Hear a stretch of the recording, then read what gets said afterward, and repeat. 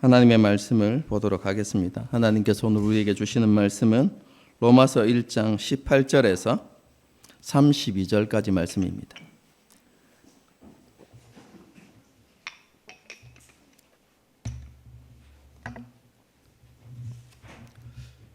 로마서 1장 18절에서 32절까지 말씀입니다.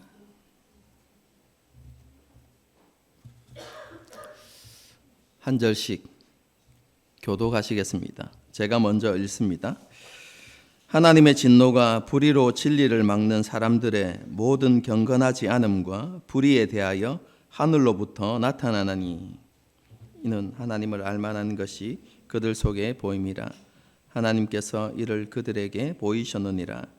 창세로부터 그의 보이지 아니하는 것들 곧 그의 영원하신 능력과 신성이 그가 만드신 만물에 분명히 보여 알려졌나니 그러므로 그들이 핑계하지 못할지니라. 하나님을 알되 하나님을 영화롭게도 아니하고 감사하지도 아니하고 오히려 그 생각이 허망하여지며 미련한 마음이 어두워졌나니 스스로 지혜 있다 하나 어리석게 되어 썩어지지 아니하는 하나님의 영광을 썩어질 사람과 새와 짐승과 기어다니는 동물의 모양으로 성으로 바꾸었느니라. 그러므로 하나님께서 그들을 마음의 정욕대로 더러움에 내버려 두사 그들의 몸을 서로 욕되게 하게 하셨으니 이는 그들이 하나님의 진리를 거짓 것으로 바꾸어 피조물을 조물줄보다 더 경배하고 섬김이라.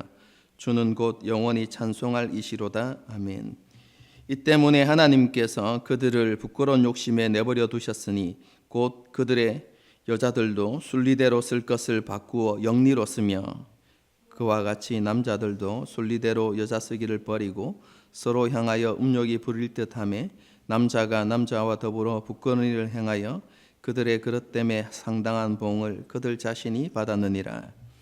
또한 그들이 마음에 하나님 두기를 싫어하며 하나님께서 그들을 그 상실한 마음대로 내버려 두사 합당하지 못한 일을 하게 하셨으니 곧 모든 불의, 추악, 탐욕, 악의가 가득한 자요 시기, 살인, 분쟁, 사기, 악독이 가득한 자요 수근수근하는 자요 비방하는 자요 하나님께서 미워하시는 자요 능욕하는 자요 교만한 자요 자랑하는 자요 악을 도모하는 자요 부모를 거역하는 자요 우매한 자요 배약하는 자요 무정한 자요 무자비한 자라 함께 읽습니다. 그들이 이 같은 일을 행하는 자는 사형에 해당한다고 하나님께서 정하심을 알고도 자기들만 행할 뿐 아니라 또한 그런 일을 행하는 자를 옳다 하느니라. 아멘. 우리는 지난 시간 복음이 요약되어 있는 17절의 말씀에 대해서 생각해 보았습니다. 사도 바울은 그 복음을 하나님의 의라는 단어를 통해서 설명하고 있습니다. 하나님의 의가 나타났다는 것입니다. 이것은 하나님께서 창조주로서 그리고 모든 영혼과 피조물의 아버지로서 책임과 의무를 다하셨다라는 의미를 가지고 있습니다. 하나님께서는 이스라엘을 통해서 온 세상을 구원하시겠다는 그 약속을 신실하게 지키심으로 책임과 의무를 다하신 것입니다. 그런데 그 약속을 이루시는 방법이 무엇입니까? 구원을 이루시는 방법이 무엇이었습니까? 그것은 십자가에서 하나님의 공의를 이루시는 것이었습니다. 우리와 모든 인류가 받아야 하는 하나님의 진노와 심판을 예수님께서 대신 받으심으로 하나님의 공의를 이루시고 죄 용서와 구원을 이루어 주셨던 것이죠. 여러분, 이것이 하나님께서 나타내신 의입니다. 우리에게 왜 하나님의 의가 필요합니까? 제가 지난 시간에는 이렇게 설명을 드렸습니다. 우리에게 하나님의 의가 필요한 것은 다르게 표현하면 우리에게 은혜로 주시는 구원이 필요한 것은 우리 스스로의 힘과 지혜와 능력으로는 인간의 비참함으로부터 벗어날 수 없기 때문이다. 그래서 우리가 이 비참함에서 벗어나기 위해서는 우리 안에서가 아니라 밖에서부터 오는 능력이 필요하다라고 그렇게 말씀을 드렸고, 그것이 하나님의 은혜요, 하나님께서 우리에게 나타내신 하나님의 의다라고 지난 시간에 그렇게 말씀을 드렸습니다. 여러분, 오늘 본문에서는 그것을 조금 다른 표현으로 사도 바울이 이야기하는데요. 왜 우리에게 하나님의 의가 필요합니까? 라고 이렇게 질문했을 때 사도 바울이 이렇게 대답하는 것입니다. 왜냐하면 우리는 스스로 하나님의 진노 가운데서 벗어날 수 없기 때문입니다. 라고 이렇게 대답하는 것입니다. 18절을 보겠습니다. 하나님의 진노가 불의로 진리를 막는 사람들의 모든 경건하지 않음과 불의에 대하여 하늘로부터 나타나나니. 여러분, 하나님의 진노가 무엇이죠?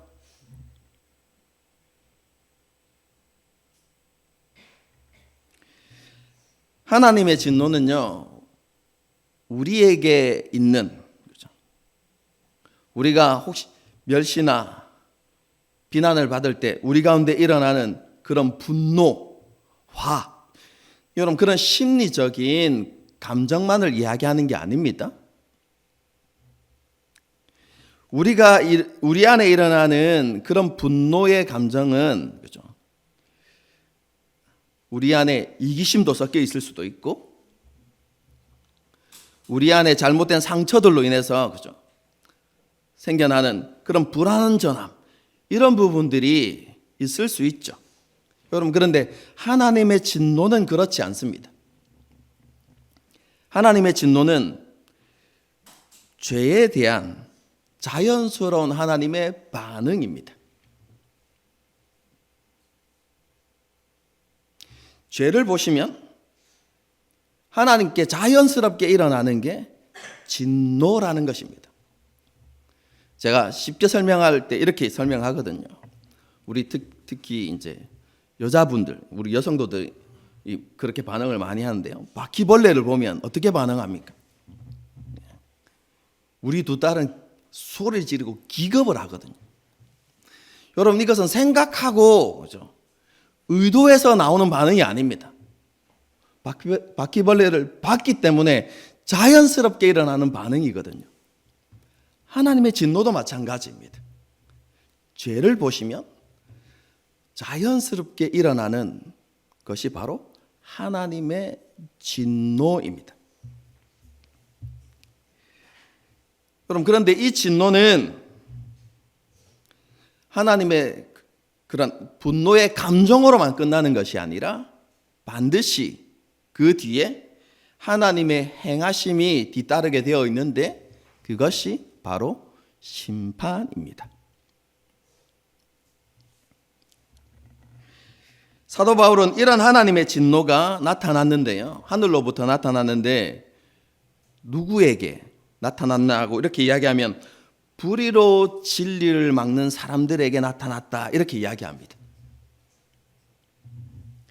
여러분, 불의로 진리를 막는다는 게 무슨 의미일까요? 여기서 말하는 불의는 하나님의 의와 반대 개념입니다. 하나님의 의는 뭐라고요? 하나님의 신실하심, 그리고 하나님으로서, 창조주로서, 아버지로서 그 모든 것에, 그렇죠, 책임지시고 자신의 의무를 다하시는 모습이 하나님의 의라고 했죠. 여러분, 그런데 반대되는 개념이 불의인데 그게 무엇을 의미하겠습니까? 우리의 신실하지 못함. 우리가 피조물로서 마땅히 하나님께 드려야만 하는 책임과 의무가 있는데 우리는 그것에 신실하지 못했다는 것입니다.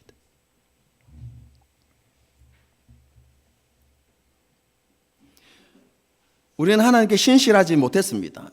그뿐만 아니라 그러한 불의로 진리를 막았습니다. 여기서 말하는 진리는 무엇이냐면 하나님께서 행하신 그 모든 것을 부인하고 부정했다는 것입니다. 하나님께 신실하지 않았을 뿐만 아니라 하나님을 부인할 뿐만 아니라 하나님께서 베푸신 모든 은혜조차 부정하는 그 악한 행위로 말미암아 그렇죠? 하나님의 진노가 나타났다라고 이야기하는 것입니다. 여러분, 이렇게 하나님을 부정하는 사람들의 모습은 두 가지 형태로 나타나죠. 첫 번째는 경건하지 않음입니다. 여기서 경건하지 않다라고 이야기하는 것은 하나님과 잘못된 관계를 나타내는 표현입니다. 하나님을 섬기지 않고 하나님께 감사하지 않고 하나님을 영화롭게 하지 않았다라는 의미입니다. 그것이 경건하지 않았다라는 표현이죠. 하나님과 잘못된 관계로 나타났다는 것입니다. 또 다른 하나의 모습은 불의입니다. 그런데 여기서 말하는 불의는 앞에서 말하는 것과 조금 다릅니다. 여기서 말하는 불의는 사람들과의 잘못된 관계를 이야기하는 것입니다.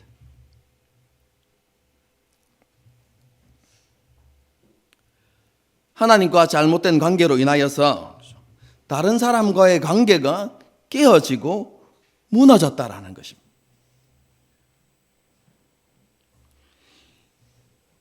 (29절에) 다시 언급하겠지만 그러한 모습들을 뭘로 표현하냐면 시기와 살인과 분쟁, 이런 모습으로 나타났다라는 것이죠. 하나님의 진노는 이렇게 하나님을 인정하지 않는 죄인들의 경건하지 않음과 불의에 대해서 일어난 것이다 라고 그렇게 말씀하고 있는 것입니다.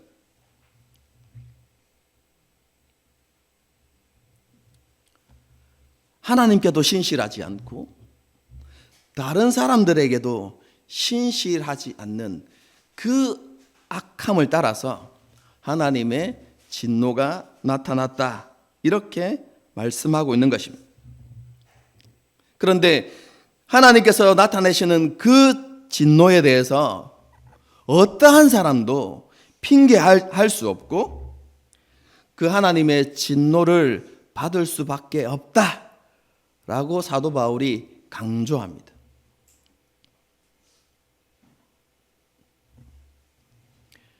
왜 모든 사람들이 그렇죠? 하나님의 진노를 피할 수 없습니까? 하나님의 진노를 받을 수밖에 없습니까? 그 이유가 무엇이냐면 사도 바울은 이렇게 설명합니다. 그들이 하나님을 알 수 있음에도 불구하고 하나님을 알려고 하지 않을 뿐만 아니라 의도적으로 하나님을 부인하고 인정하지 않았기 때문이다 라고 그렇게 이야기합니다.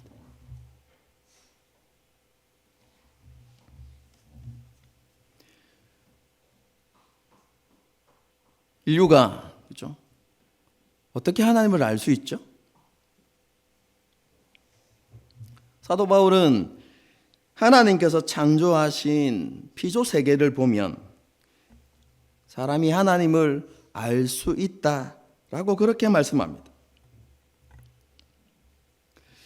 모든 예술 작품에는요, 예술가의 의도와 생각과 그 사람의 능력이 다 드러나죠. 그것처럼요, 하나님께서 만드신 모든 만물에도 하나님의 지혜와 능력이 다 나타난다는 것입니다.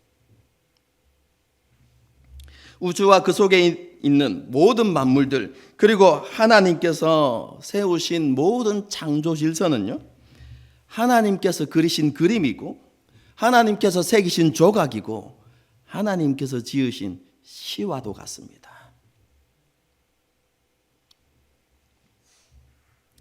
그래서 모든 만물과 하나님께서 세우신 창조 질서는요, 하나님의 지혜를 드러내고 하나님의 높고 위대하심을 나타내고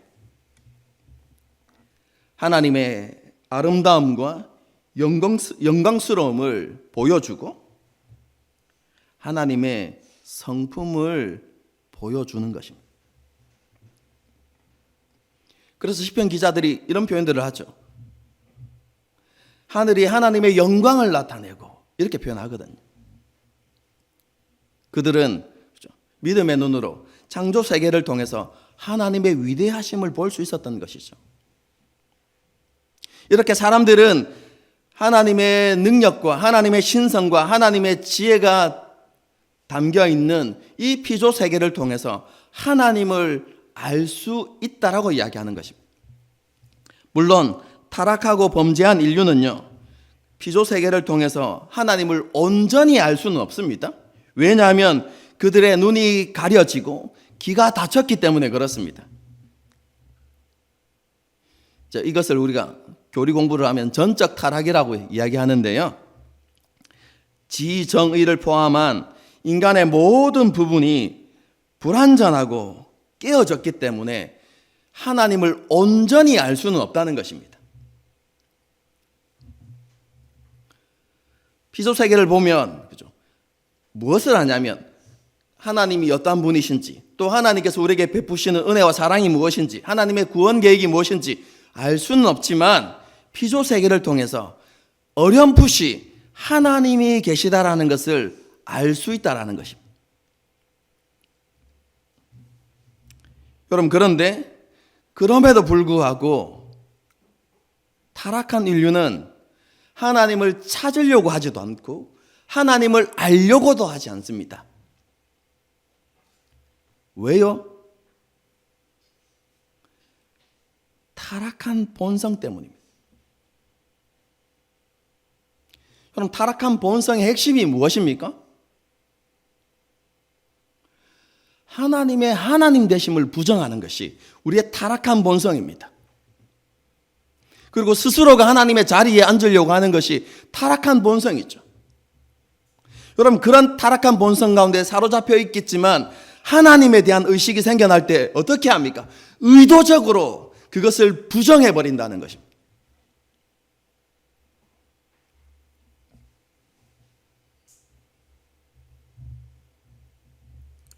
의도적으로 하나님을 부정하고 마땅히 하나님께 드려야 할 감사와 영광을 하나님께 드리지 않는다는 것입니다. 이런 이유로 사도 바울은 그들이 하나님의 진노를 피할 수 없고 하나님의 심판을 피할 수 없다라고 그렇게 이야기하고 있는 것이죠. 이렇게 하나님을 인정하지 않는 마음과 태도로부터 우상 숭배가 시작되는 것입니다. 우상 숭배는요, 하나님을 하나님으로 인정하지 않고 하나님께서 계셔야 하는 자리에 다른 것을 두는 것이 우상 숭배이죠.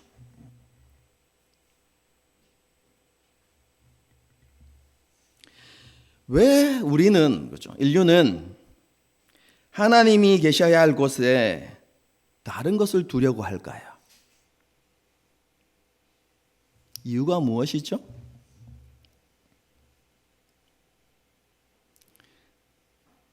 한마디로 이야기하면 자기 마음대로 살고 싶어서입니다.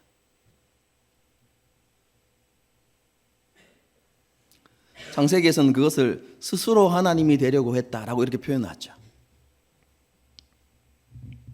하나님의 말씀을 듣고 하나님께서 세우신 기준을 따라서 살아가는 것이 아니라 누구의 간섭도 받지 않고 자기 인생을 자기 마음대로 살고자 하는 것이 여러분 우상 숭배의 본질입니다.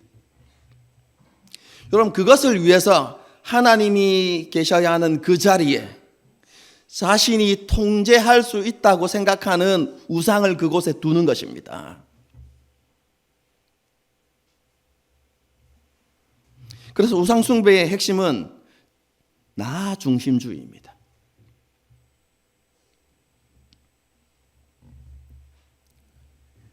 인간은 왕이신 하나님의 주권을 거부하고 하나님으로부터 독립을 선언하면 자신이 모든 것을 통제하고 스스로가 다른 피조물보다 위에 있는 위대한 존재가 될 줄 알았습니다. 하지만 결과는 너무나 달랐죠. 자기의 삶을 스스로 통제하기 위해서 하나님께 계셔야 하는 자리에 스스로가 통제할 수 있다고 생각하는 우상을 놓았는데 결국 우리는 그 우상에 종속된 삶을 살아가게 되어 있다는 것입니다.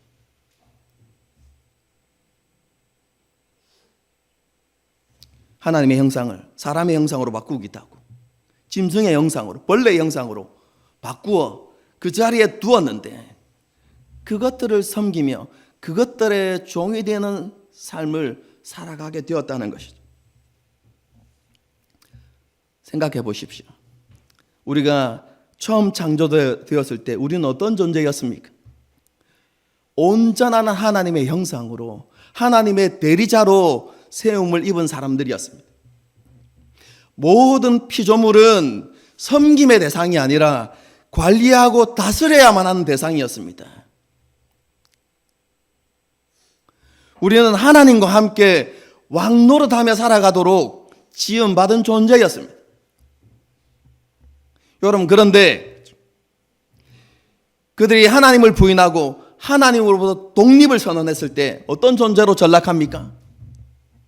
관리하고 다스려야만 했던 피조물을 섬기며 살아가는 노예의 삶을 살아가는 그런 존재로 전락하고 만 것이죠.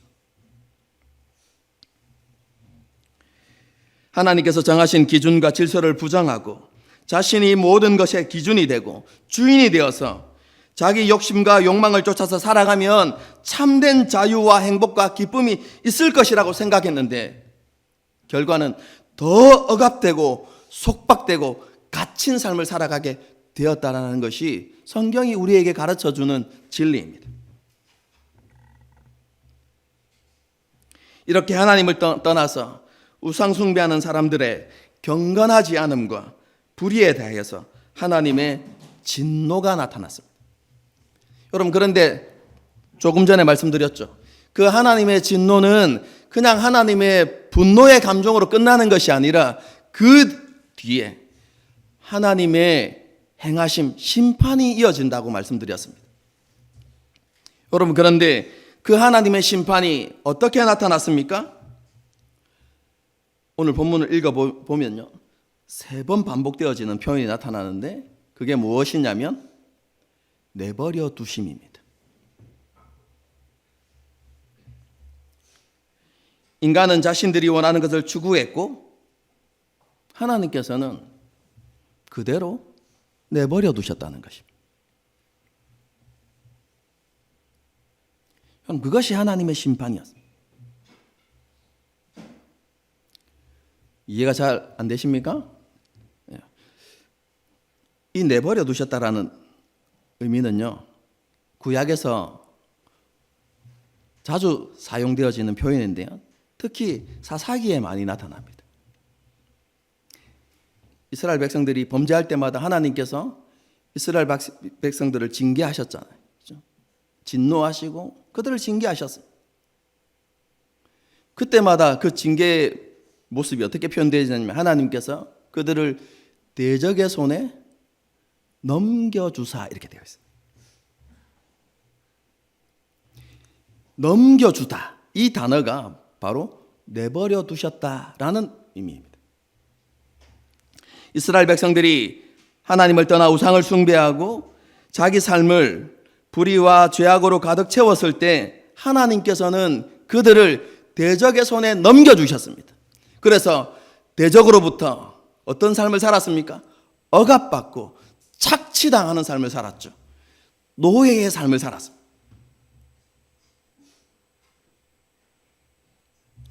여러분, 이것처럼 인류가 하나님의 주되심과 왕되심을 부정하고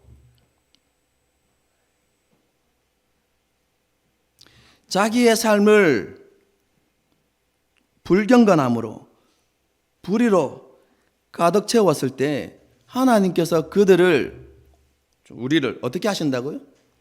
대적의 손에 넘겨주신다는 거예요. 그게 내버려 두사입니다.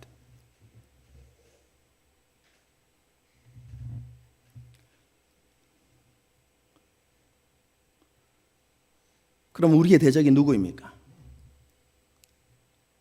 마귀이고 죄인 것이죠.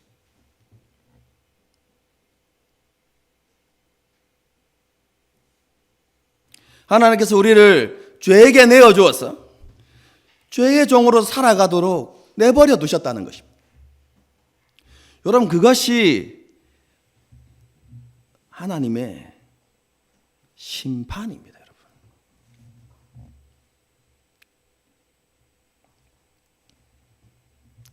여러분, 인간은요, 하나님이 아니라 하나님께서 창조하신 피조물입니다. 그래서 인간은 처음부터 하나님께 속한 존재였죠. 창조주이신 하나님을 섬기는 존재로 지음을 받았다는 것입니다. 이것은 인간은 독립적인 존재가 아니라 의존적 존재로 지음을 받았다는 것입니다. 쉽게 설명하면 인간은 무언가를 의지하고 살아가야 하는 존재라는 것입니다. 그래서 타락하기 이전에는 누구를 의지하고 누구의 보호와 다스림 가운데서 살아갔습니까? 우리를 사랑하시는 창조주이시며 우리의 영혼의 아버지이신 하나님을 의존하고 하나님의 다스림과 보호하심 가운데 살아갔습니다. 그런데 우리가 하나님을 떠나서 독립을 선언하자 우리에게 자유가 찾아온 것이 아니라 우리는 다른 것을 의존하고 다른 것을 섬기는 그런 삶을 살아가게 되었다는 것입니다. 여러분, 그게 무엇입니까? 우리가 죄의 종이 되어서 죄가 이끄는 대로 살아가는 비참한 삶으로 전락하고 말았다라는 것이 오늘 본문이 우리에게 가르쳐주는 교훈인 것입니다. 하나님의 주권을 부정하고 하나님을 떠나면 죄의 노예가 되어서 우상을 섬기며 살아가게 된다는 것이죠. 사도 바울은요, 이렇게 죄의 노예로 살아가는 인간의 삶을 동성애라는 죄악을 가지고 설명합니다.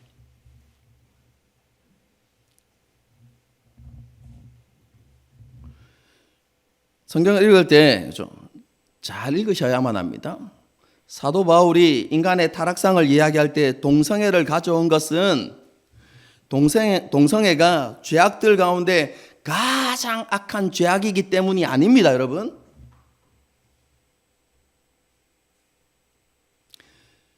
동성애는요, 많은 죄들 가운데 하나일 뿐입니다, 여러분.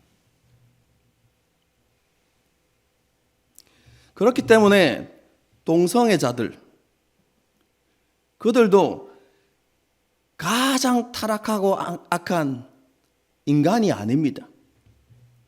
그냥 하나님의 심판을 받아야만 하는 죄인 중에 한 부류일 뿐입니다, 여러분. 죄인에게는 하나님의 복음이 필요하죠. 동성애자들도 하나님의 복음이 필요한 사람에 불과합니다. 우리는 동성애라는 그것에 대해서 그것을 죄라고 인정하고 우리는 그것을 거부해야 되지만 동성애자들에 대한 긍휼의 마음은 가지고 있어야만 합니다. 그들도 똑같이 우리와 같은 죄인이기 때문에 그렇습니다. 우리에게 하나님의 복음이 필요했듯이 그들에게도 하나님의 복음이 필요한 것뿐입니다, 여러분. 죄의 모습이 다를 뿐이지, 그렇죠? 그들이 우리가 혐오해야 되는 그런 악인 중에 악인이 아닙니다, 여러분. 잘 이해하셔야만 합니다.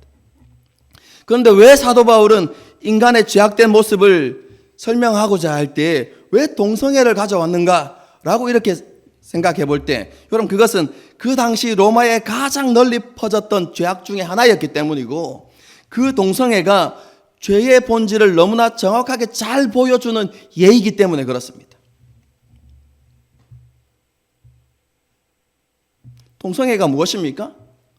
하나님께서 세우신 창조 질서를 부정하는 것이죠. 하나님의 기준대로 살기 싫다는 것입니다.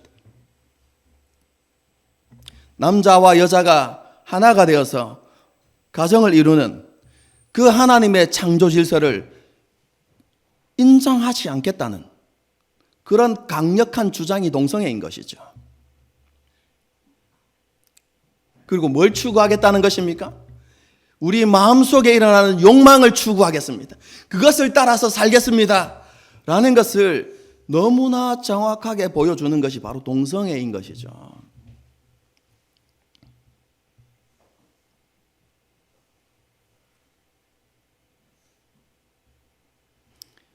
하나님의 주인 되심을 부정하고 자기 생각과 욕망을 따라서 살고자 하는 그 인간의 타락한 본성과 죄악된 삶의 모습을 분명하게 보여주는 것이 동성애였기 때문에 사도 바울은 그것을 들어서 인간의 타락상을 설명해주고 있는 것입니다. 이렇게 죄의 노예로 살아가게 되어지면 인간의 모든 삶은 깨어지고 파괴될 수밖에 없습니다. 사도 바울은 그런 깨어지고 파괴된 삶을 세 가지 영역으로 나누어서 설명하죠. 첫 번째는 자신과의 관계가 깨어집니다. 다르게 표현하면 인간의 내면의 파괴가 일어나는 것입니다. 건전한 자아상이 무너지고 상처와 아픔으로 얼룩지고 낮은 자존감으로 혹은 교만함으로 인간의 내면이 파괴되어지는 것이죠.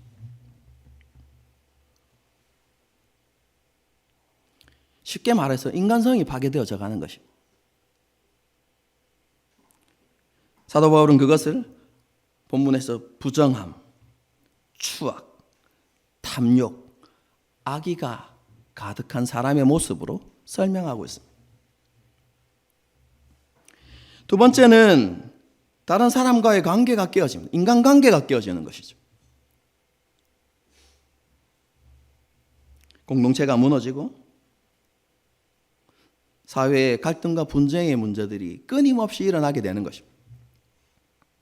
사도 바울은 이것을 시기, 살인, 분쟁, 사기, 악독, 수근거림, 비방, 능욕, 악을 도모함, 부모를 거역함 등으로 이렇게 설명해요. 마지막으로 하나님과의 관계가 깨어지죠. 하나님을 찾지도 않고 하나님을 섬기지도 않고 하나님을 영화롭게 하지도 않는 것이죠.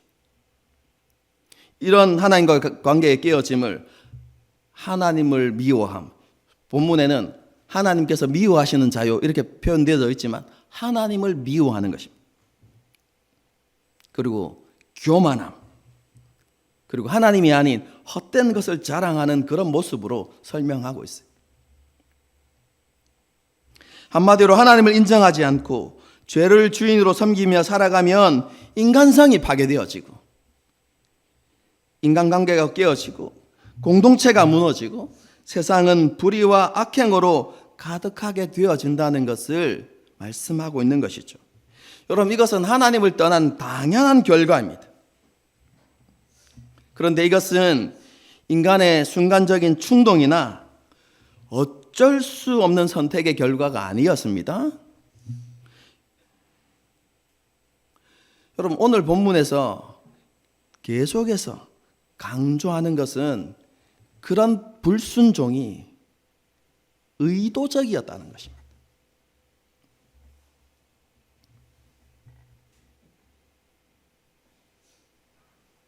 하나님의 권위에 대해서 도전하고 하나님의 주되심을 부정하는 것이 순간적인 충동으로 일어난 일이 아니라 계획되어진, 의도되어진 악함이었다라는 것을 말씀하는 것이죠. 여러분, 마지막 32절도 그것을 강조합니다. 다시 한번 읽어보겠습니다. 그들이 이 같은 일을 행하는 자는 사형에 해당한다고 하나님께서 정하심을 알고도 그런데 의도적으로 어떻게 행동합니까? 자기들만 행할 뿐만 아니라 또한 그런 일들을 행하는 자들을 옳다 하느니라 이렇게 되어 있죠. 죄악을 행할 뿐만 아니라 죄악을 행하는 자들 두둔하기까지 하는 그런 인간의 모습을 보여주고 있는 것이죠. 이렇게 하나님을 의도적으로 부인하고 죄를 섬기며 살아가는 사람들의 불경건함과 불의에 대해서 하나님의 진노가 나타난다라고 말씀하고 있는 것입니다. 그 진노는 먼저 하나님께서 그들이 자기 욕심과 욕망을 따라 살도록 내버려 두시는 심판으로 나타납니다. 여러분, 그대로 내버려 두시는 것이 심판입니다. 왜요? 그렇게 하면 그들이 노예의 삶을 억눌리고 갇히고 사로잡힌 삶을 살아갈 수밖에 없기 때문에 그렇습니다. 그럼 그것 자체가 심판입니다. 하나님의 형상으로 모든 피조물을 다스리며 영광스럽게 살아가야 하는 존재가 피조물을 섬기는 그런 존재가 되는 것, 여러분 그것 자체가 하나님의 심판인 것이죠. 이것은 인간 스스로가 선택한 것이기도 선택한 결과이지만 동시에 하나님의 심판이기도 합니다. 여러분 이것을 요한복음에서는 이렇게 설명합니다. 순종하지 않는 자 위에 하나님의 진노가 머물러 있다라고 이렇게 표현합니다. 그 진노로 인해서 우리는 이 땅에서 죄의 노예가 되는 삶을 살아갑니다. 여러분 하지만 그것이 심판의 전부는 아닙니다. 마지막 때에 최후 심판이 있습니다.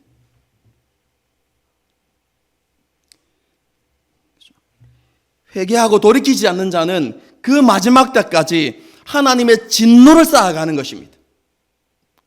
그 머리 위에.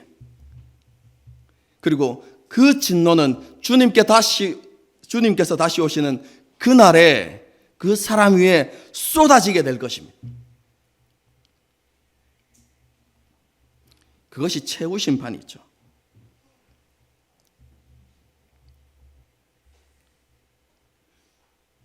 여러분 그때까지 하나님은요 오래 참고 인내하십니다. 왜냐하면 하나님의 간절한 소망은 사람이 심판에 이르는 것이 아니라 모든 사람이 구원에 이르기를 하나님께서 간절히 원하시기 때문에 그렇습니다. 그래서 하나님께서는 끝까지 참으시고 인내하시는 것이죠.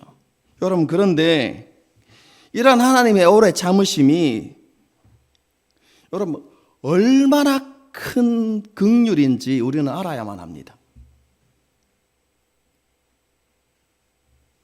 여러분 하나님의 오래 참으심은요 그냥 평온한 가운데 하나님께서 기다리시는 게 아닙니다. 하나님의 오래 참으심은 진노 중에 오래 참으심입니다. 하나님의 진노가 뭐라고 했죠? 죄를 보면 자연스럽게 일어나는 게 하나님의 진노입니다. 생각해 보십시오. 이 땅에 죄가 얼마나 가득합니까? 하나님은 매 순간 그 죄를 보고 계십니다. 여러분 하나님의 진노가 불같이 일어나겠죠 여러분.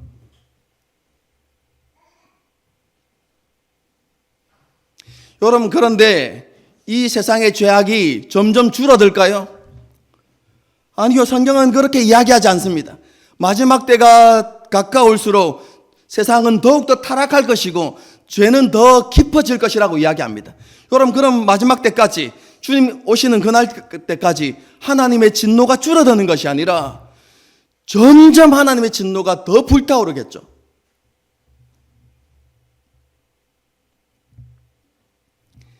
하나님은 그런 진노 가운데서 끝까지 오래 참으시고 인내하시는 것입니다.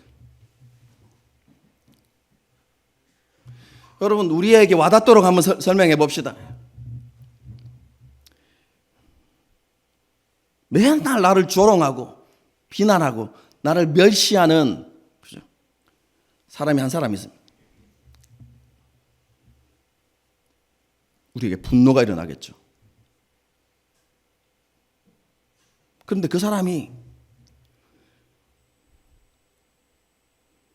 하루에 한 번만 나타나는 게 아니라 24시간 여러분 우리에게 붙어가지고 계속 우리의 속을 긁는다고 한번 생각해 보십시오.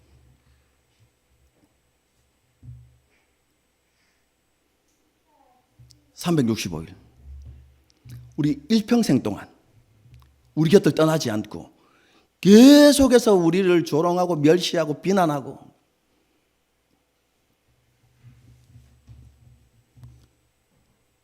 여러분 얼마나 참으실 수 있겠습니까?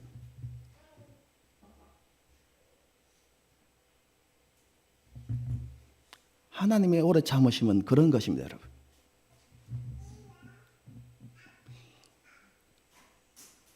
우리의 죄악으로 인하여서 꺼지지 않는 그 진노 가운데서 하나님께서 참으시고 또 참으시는 거예요. 여러분 우리가 그런 하나님의 진노에 대한 이해가 있으면 우리에 대해서 오래 참으시는 그 하나님의 참으심이 인내가 얼마나 큰 자비이고 큰 긍휼인지 우리는 알게 됩니다, 여러분.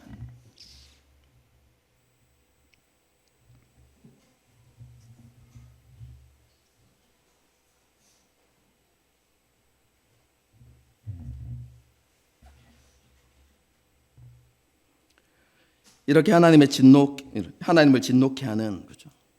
죄와 우상 숭배의 삶에서 벗어나는 길은 단 하나밖에 없습니다. 하나님의 복음입니다. 하나님을 인정하지 않던 죄와 교만을 버리고 하나님께로 돌아가는 것, 그것 외에는 다른 길이 없습니다. 하나님을 하나님으로 인정하고 하나님의 주되심과 통치권을 고백하고 하나님께 감사와 찬양을 올려드리는 길 말고는 다른 방법도 없고 다른 길도 없습니다. 여러분 그런데 너무나 감사하게도 하나님께서 저와 여러분에게 은혜를 베풀어 주셨죠. 이 하나님의 진노로부터 벗어날 수 있는 은혜를 저와 여러분에게 주신 것입니다. 우리를 위해 죽으시고 다시 사신 예수님을 주님으로 고백하고 믿게 하심으로 우리로 하여금 하나님의 사랑받는 자녀가 되게 해주셨던 것이죠.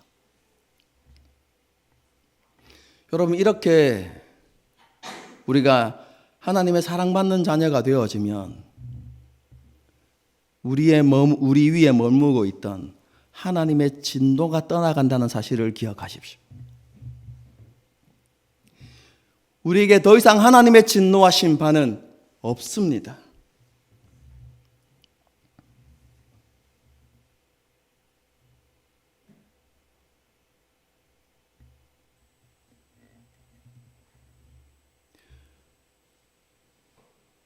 하나님께서 우리에게 주신 그 복음을 통해서 우리는 이러한 은혜를 누리게 되었죠.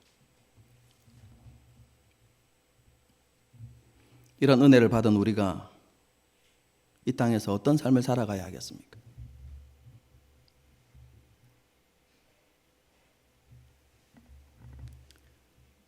하나님을 영화롭게 하는 삶을 살아가야 하지 않겠습니까? 여러분 하나님을 영화롭게 한다 라는 말이 무슨 말이죠?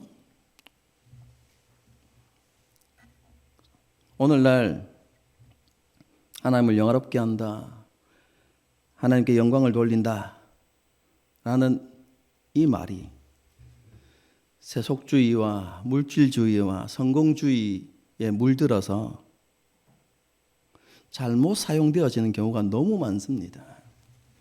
많은 사람들이 이야기하죠. 좋은 대학 가서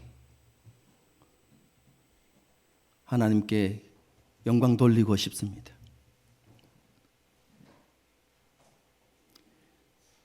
큰 성공을 거두어서 위대한 업적을 이루어서 하나님께 영광을 돌리고 싶습니다. 여러분, 이렇게 이야기하는 것은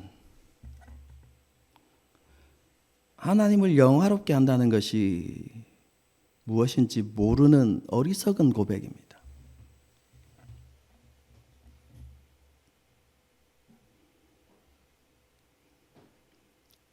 이미 하나님은 모든 것의 주인이십니다.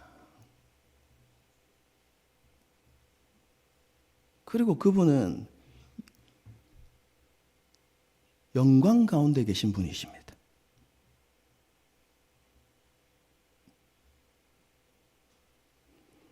우리가 그런 하나님께 무언가 하나를 더 드렸다고, 여러분 그것이 하나님께 도대체 무슨 의미가 있겠습니까? 원래 하나님의 것인데요. 제가 청년부 시절에 이런 예를 한번 들었습니다. 우리가 우리의 업적이나 우리의 성과를 통해서, 우리의 좋은 결과를 통해서 하나님께 영광을 돌리고자 하는 것은 낮 12시에 운동장을 밝히기 위해서 운동장 한가운데 촛불을 켜는 것과 똑같아요.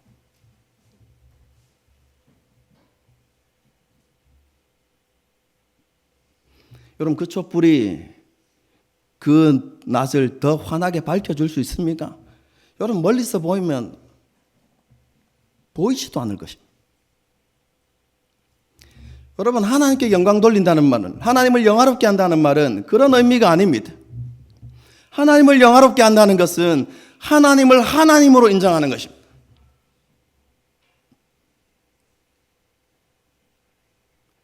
그리고 그분의 주권과 그분의 통치를 인정하는 것입니다.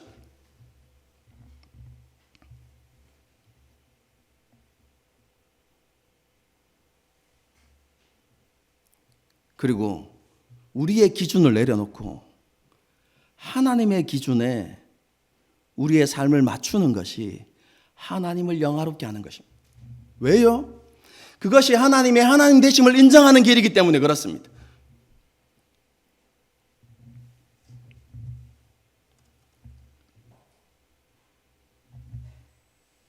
우리가 그런 삶을 살아가야 하는 것이죠. 이렇게 하나님을 영화롭게 하는 삶의 가장 기본은 감사와 예배입니다.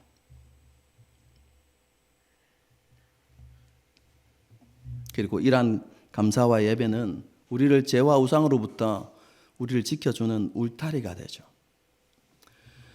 제가 계속해서 설명했던 게 무엇입니까? 왜 사람들이 죄와 우상 숭배의 삶을 살아갔습니까? 그들이 그 마음에 하나님 두기를 싫어했기 때문입니다. 하나님을 인정하지 않았기 때문이죠. 여러분, 그런데 우리의 삶에 감사가 있다는 것은 우리의 마음에 하나님을 두는 것입니다. 하나님을 의식하고 살아가는 것이죠. 우리가 예배를 중요하게 생각하고 마음과 정성을 다해서 하나님을 예배하는 것은 우리의 중심에 하나님의 계심을 인정하는 것입니다. 우리가 하나님을 의식하고 살아가는 것이죠. 우리의 삶이 예배가 되게 하는 것 무엇입니까? 우리의 삶의 중심에 하나님을 모시는 것입니다.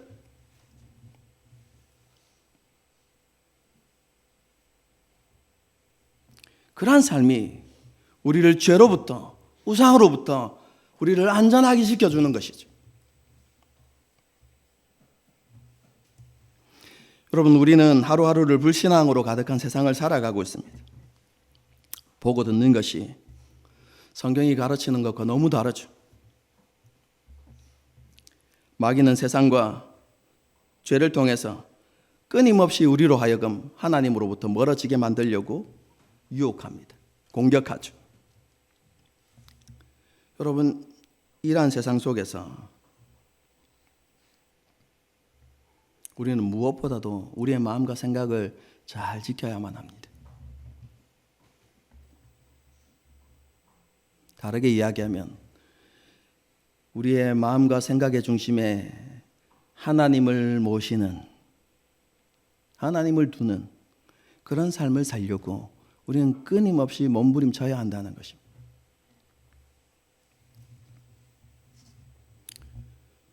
이러한 삶의 가장 기본이 되는 것이 뭐라고요? 감사와 예배입니다. 지금 한 해를 마무리해가는 시점입니다. 우리 한 해를 돌아보면서 우리가 하나님 앞에 어떤 감사의 삶을 살았는지 한번 돌아보고, 우리가 드리는 예배가 하나님께서 받으실 만한 합당한 예배였는지 한번 되돌아보는 그런 귀한 시간을 가질 수 있기를 바랍니다. 그리고 다시 한번 한 해를 정리해가면서 올 한 해 하나님께서 우리에게 베푸신 은혜가 무엇인지를 되새겨보고 감사하면서, 주보 광고에 나갔는데 31일 날 감사 노트를 내라고 이렇게 이제 30일까지 감사 노트를 내십시오 이렇게 주보 광고가 나갔는데요.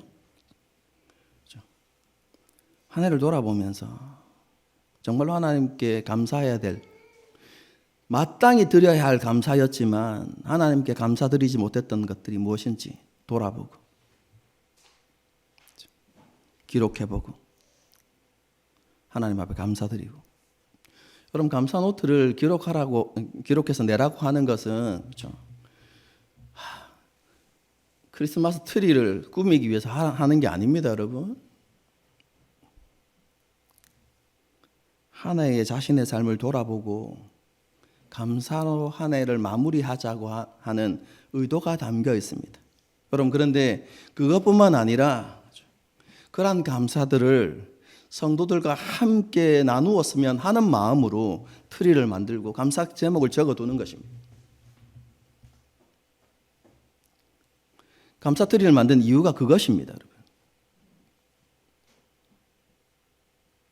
어쨌든 제가 2주 전에 말씀을 드리는데요, 2주 동안 한 주를 지난 한 해를 돌아보면서 하나님께 드려야 할 합당한 감사가 무엇이었는지 되돌아보고, 그리고 2025년도에 하나님께 드렸던 예배와 예배가 되어야 하는 우리의 삶을 돌아보면서 다시 한번 하나님 앞에 예배의 마음과 태도를 바르게 세우는 그런 모습이 우리 가운데 있기를 바랍니다. 그래서 남은 기간만이라도 우리의 생각과 마음에 하나님을 두고 하나님을 모시고 정말로 하나님을 하나님 되게 믿고 섬기는, 하나님을 영화롭게 하는 그런 저와 여러분이 될 수 있기를 주님의 이름으로 축복합니다. 함께 찬양하고 기도하는 시간을 갖도록 하겠습니다. 예배자,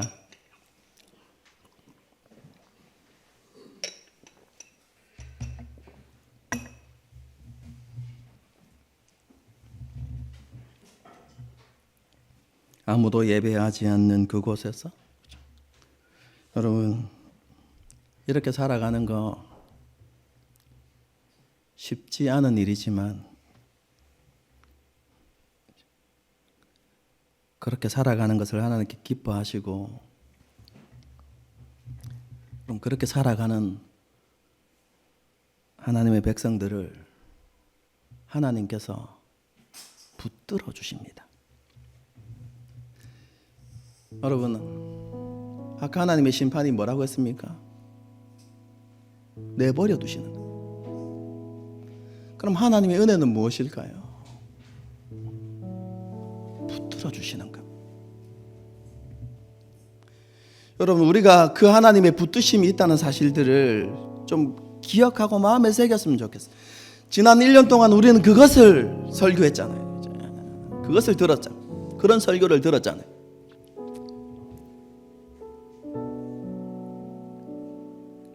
야곱을 끝까지 붙드시는 하나님.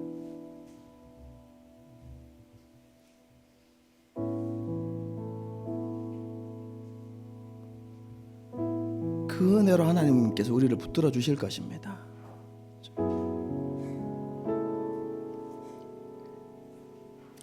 그런 하나님의 은혜를 여러분 생각하면서 힘들고 어렵지만 아무도 예배하지 않는 그곳에서 주님의 이름을 부르는 그런 삶을 살아가겠습니다. 이렇게 결단하고 다짐하는 저희가 됐으면 좋겠습니다. 찬양하시겠습니다.